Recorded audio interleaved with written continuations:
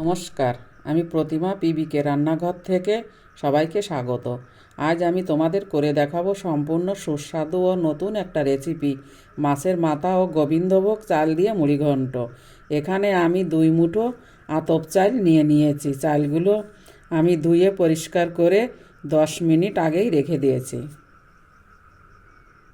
দেখো বন্ধুরা, এই চালের মুড়িঘণ্ট করতে গেলে একটু চালগুলো এরকম ঝরঝরে করে রাখতে হবে। এখানে আমি নিয়েছি 1টার অর্ধেক ক্যাপসিকাম, 5টা চিড়ে রাখা কাঁচা লঙ্কা ও আদা জিরে একসঙ্গে বেটে রেখেছি। আর এখানে নিয়েছি মটরশুঁটি।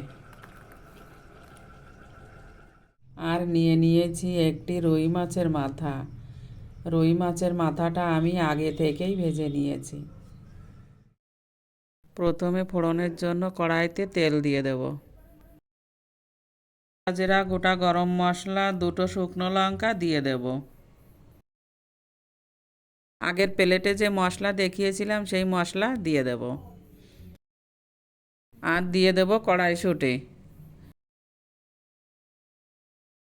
তারপর দিয়ে দেব স্বাদ মতো নুন ও হলুদ ও কাশ্মীরি লঙ্কার গুঁড়ো।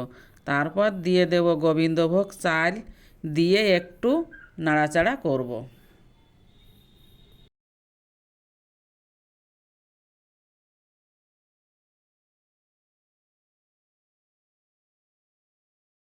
তারপর দেব ছোটো কাপের 1.5 কাপ জল। এখানে জলটা একটু মেপে দেব যাতে মুড়িঘণ্টটা একটু মাখো মাখো হয়। তারপর দিয়ে দেব ভেজে রাখা রুই মাছের মাথা।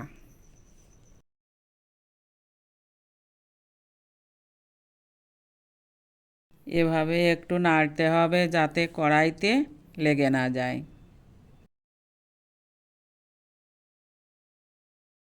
দেখো বন্ধুরা, এটা বেশ সুন্দর মাখো মাখো হয়ে এসেছে। মুড়িঘণ্টটা হয়ে এসেছে। এইবার দিয়ে দেবো সানরাইজের গরম মশলার গুঁড়ো।